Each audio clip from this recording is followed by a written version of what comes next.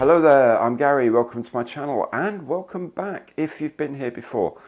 Now today is day 4, the penultimate day of my build of the 1/48 scale Blackburn Buccaneer from Airfix. Lovely kit it's proving to be. So today I'm mainly dealing with the decals, I'm building weapons and a few other bits and pieces, and then I'll be having a bit of a rant about the weapons and some of the decals to the weapons in particular and the choice of them. You probably know the drill by now, but if you don't, then if you like the video, please click the like button down there and make sure you subscribe to the channel if you haven't done so already. The link is that small logo down there in the bottom right corner. It doesn't cost you anything to do that. If you would like to give more concrete support, you can do it through any of my partner programs below and of course through Super Thanks. Just to remind you, this kit was made possible, the build of this kit was made possible by the very, very generous donations of my channel supporters. Onward then to some decals, and first of all, some thanks are in order. Right, so I'm going to make a start on the decals. So first of all, decal setting solutions. I use these, Microset and Microsol. Microset is what we use to sort of set them in place, as the name suggests, and actually does sort of soften them slightly, allows them to sit a bit better, but quite often we need Microsol after that to really help them sit into things like panel lines. Panel lines are the worst things, so that will help. Okay, now as you would have heard earlier in part 1 of the video, I keep knocking these over and wasting them. So Matt from Model Minutes, what a hero, 3D printed this for me.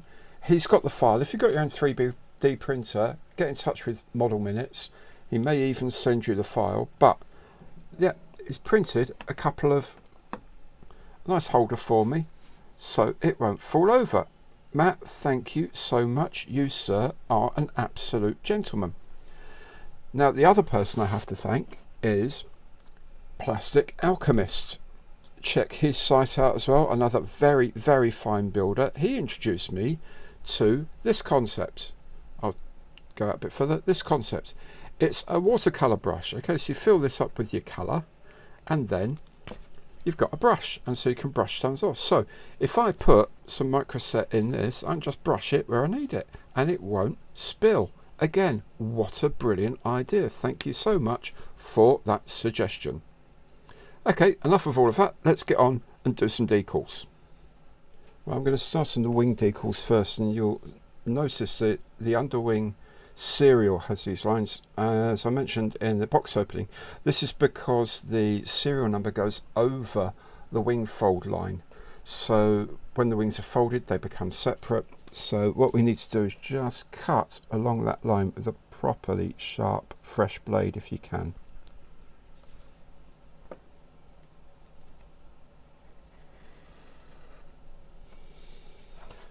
Like so, and on the other wing.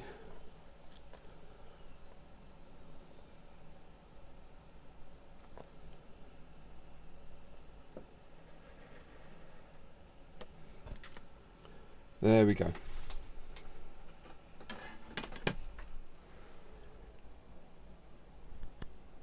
And whilst you're waiting for other things to dry, you can always be doing other jobs, like putting these lines on your canopy rim.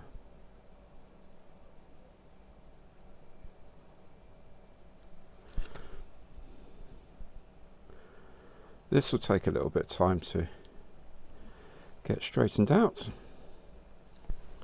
but they will look fantastic when they're done. There we go. I mean, the sides look pretty good, I have to say. The whole thing actually looks pretty good. You'll have noticed, eagle-eyed viewer, you'll have noticed that I haven't painted the detonation cords, the MDCs, in here on the canopy.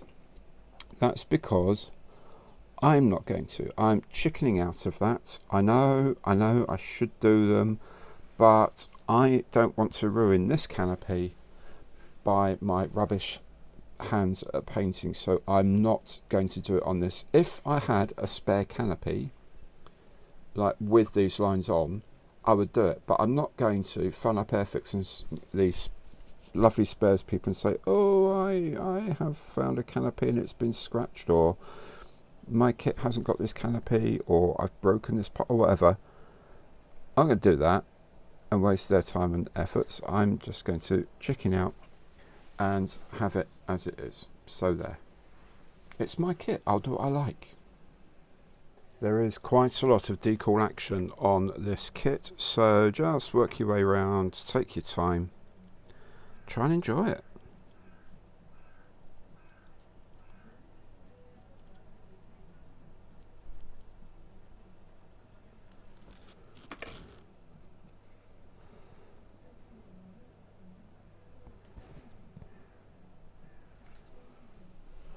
There's plenty of decal action going on underneath the plane as well, so have fun.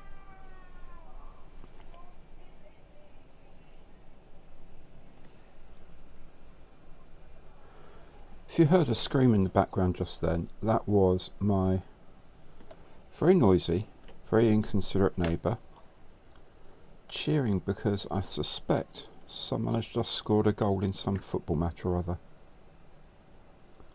But there we go. As long as he's happy, eh? And what I do is I cross off the decals when I've put them on, so I know if I've missed any out. Quite simple, really.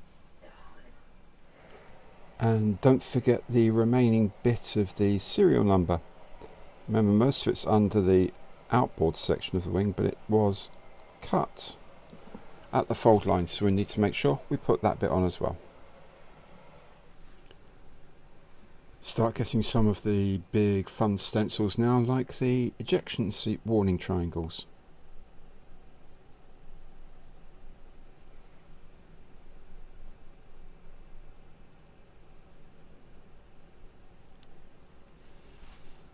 But the person who did this decal, this square one over the engine, I don't even know what this denotes. It's not the engine cover, because the engine cover's all the way back here somewhere, so I don't know what this denotes. But this decal is the single hardest decal I have come across, and what I eventually decided to do was, instead of laying it all down, I did the other half as one, and it took me half an hour, literally half an hour, to get it right. So what I did with this one was I cut it into four. Cut it into four sides, and it's only taken me 15 minutes to do this. So these dotty ones around here with the hoist mark, in fact that hoist mark, yeah, hoist mark's okay. With the hoist marks and these dotted lines, I've no idea what they're for, but they are a proper pain. I wish there was another way of doing them. I just need to add a bit of metallic paint here to the boundary layer control vents. This is the system blowing air over the top surface of the wing to help the air stick to it at very low speed. Something called the Coanda effect. And what that does is allow you to have a smaller stalling speed than you would otherwise, because you're actually pumping air over the wing, making the air stick to it, not going turbulent, which is essentially is what stalling is. It's the air going turbulent over the top surface and you're losing your lift, so it helps the air stick to the wing. It took some power out of the engine, but because it's a hot air, bleed air from the engine, but it meant the plane could land on Britain's tiny little aircraft carriers compared with the big American monsters, so that's a good thing. So they have these strips to show where the boundary air was blown out. Now remember, this is 1/48 scale, so there are going to be some decals for the undercarriage legs as well. I mean, there's that much detail in this set.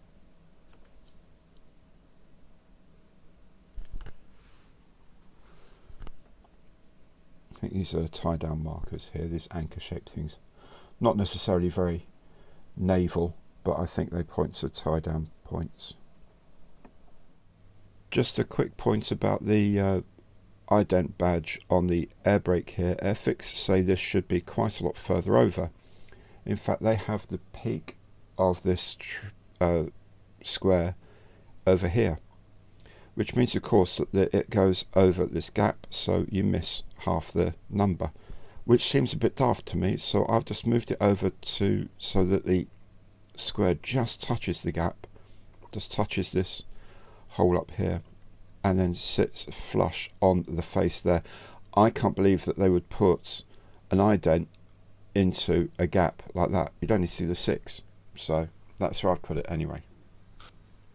And there is this panel here underneath the fuselage that needs to be a light stone colour, so we'll just paint that in now. Probably should have done this earlier on, but you know, other things got in the way. You know how it is when you're making models. That same dielectric paint is used on the front and rear of these bullet fairings on the tail. I also need to paint the bottom rail of these missile pylons here. The bottom of the rail is white.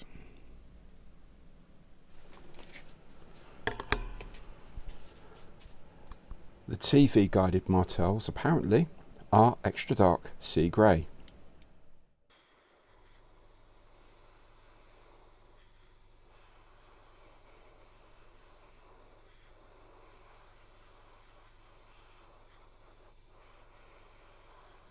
The radar guided martel, I'm only using one on this aircraft, is painted in ghost grey.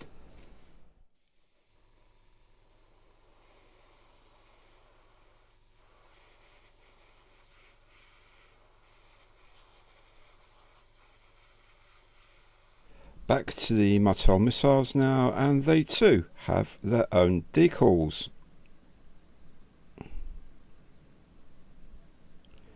They all have the same black noseband.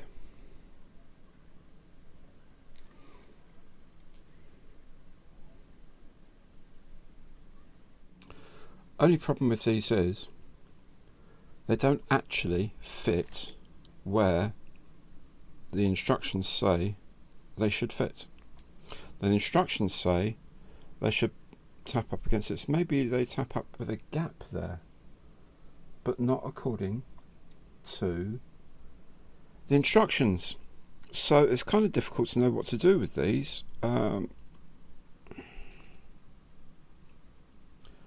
going to put them where they should be and then fill them in with black paint when I can. So I'm going to put them back on this middle ring on the nose here, and then anything that's missing I'll fill in with black. On the TV guided one, the shortfall in this size of this black ring is even bigger, so there's clearly some kind of design issue gone on here that someone's not talking to someone else about. So what I figured out to do was, instead of painting these, was I've got 3 missiles, but they give you 4 nosebands. I guess in case you have 4 missiles. Don't know why you would, but there you go. So I've cut the spare noseband up, and I'm going to use that to plug the gap between the other ones.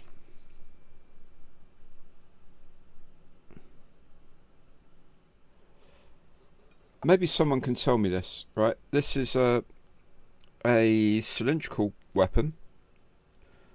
We presumably know how big this cylinder is because we've made it and we've measured it. So why does this band here not go all the way? Why is there this gap here. Is there supposed to be a gap either side of whatever these side bits are? I don't know. I doubt it very much. I really do doubt it.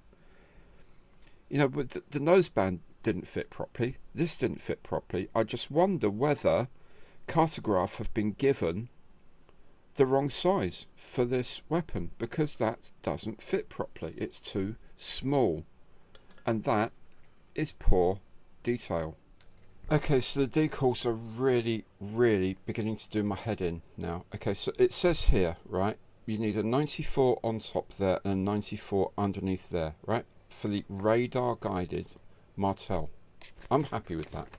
Okay, on the TV guided Martel, you also need a 94 there and a 94 there. Half of one there, half of one there, okay? So I've got 3 missiles. That's 6 number 94s I need. Yes? Am I stupid? Am I making a mistake? Please tell me, because there are 4. Number 94, there are 4 of them. What is... I don't understand. I don't understand this. Maybe someone at Airfix can help me understand. I don't know, but I don't know what is going on here. You see what I've done is I've got the decal for the live round band on the 1000-pounders, and that sits exactly where it says it should sit on the instructions, and there's actually just the tiniest bit of overlap. I don't know if you can see, but nothing noticeable. If you were to put that, you can see there's a tiny bit of overlap there. You know, if that overlap was, say, at the top here, and you put that inside a bomb bay, you wouldn't even notice it. But that is beautiful. That's perfect. So why can't they do it? Why can they do it on this rounded conical structure, which is a difficult thing to fit a decal to? Why that, and not on a cylinder? I don't understand.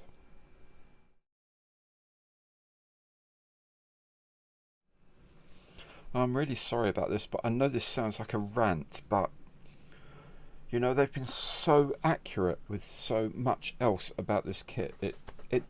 It confuses me. Okay, so if you want a full range of 4 Matra missiles, they have to be radar guided, because as soon as you put a TV guided missile on, you need the TV data pod, and that takes up one of the 4 pylons. So you can have 2 radar and 1 TV, or you can have 2 TV and 1 radar, as I am. If you want all 4 pylons with missiles, you have to have all 4 as radar guided missiles. Okay, that's fine. There are 4 sets of everything for the decals. There should be 8 decals of number 94, but we've been through that. But there are 4 sets of everything when you can't have 4 missiles, unless you have 4 radar guided Martels, and there are only 2 radar Martels supplied with the kit. Now I know in future we might come across the RAF version which had like 4 radar missiles and all that, but that presumably will be a totally different decal sheet anyway, because all the squadron markings are going to be different. So I'm struggling to understand the logic of what's going on. I really hope someone at Airfix might share some information with me to explain how all this works, because right now I really don't understand. And please don't make it sound like I don't appreciate this kit. I do. I think this is one of the best kits they've done in a very long time. It's beautiful. But when something is so good, you kind of expect maybe, but hope everything about it will be at that level. And maybe I'm missing something. Maybe I'm being incredibly stupid. It won't be the first time if I am. But I think something is not quite right here, and maybe someone can help me out. I'm sorry. I'll stop ranting now.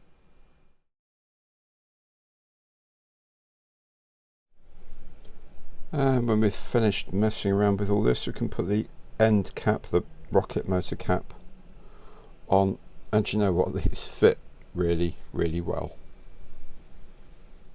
Right, on the back of the seeker head for the missiles, just this middle bit I'm going to paint silver. Now the rest of it's going to have like a black backing, but just this middle bit I'm going to paint silver, and it will look like that lens of a TV camera through there. You can see already, see it reflects. Well, the rest of it's going to be on black, you see, like that. So yeah, there we go. So it will shine through like as a TV camera lens with a black backing. Right, it's just this pipe to go on the inside of the engine cover now. This is going to be visible when we have the engine open. Of course, got the engine cover open, and there is a pipe that needs to go on. We'll do a bit of weathering and making that look a bit mucky later on. Now, on the nose of the TV missiles, put a little bit of white PVA, and then I'm just going to push on the seeker head of the missile. There it goes.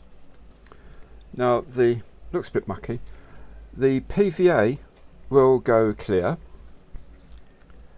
and that will then show through the back black, which will look really fantastic. At the moment it looks really rubbish. It will look really good, I promise.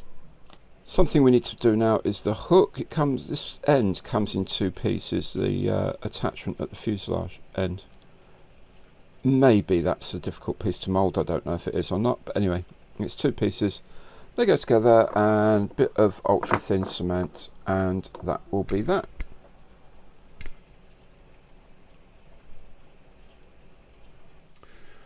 Well, we've reduced the parts count anyway. It started off at 291 according to the box, and we're now down to about 20 pieces altogether to make this Buccaneer. So I think that's enough for today. We'll come back tomorrow. What we're going to do first is do some panel lines and weathering and stuff like that on the fuselage and the wings and the stores. We will then put together the undercarriage, we'll put the canopy on, we'll clean up the windshield, put on all the doors, put the air brakes on as well, of course, put the stores on the wings, and then that should, oh, all the aerials, of course, all the little aerials and little lights and stuff like that. And that should be our Buccaneer finished. We will finish it tomorrow. There we go then. All to play for on the last day. Still a bit of work to do, but we'll get there. If you've enjoyed the show, do please remember, thumbs up, like button down there, and do subscribe to the channel if you haven't done so already. The link is that small button down there in the bottom right. Doesn't cost you anything, helps me enormously, and also you'll then get notification of all my new builds and projects as they appear. Do come back for the final version. Check out the other episodes if you haven't done so already to see how we got this far. Thank you so much for watching, and I'll catch you next time. Goodbye.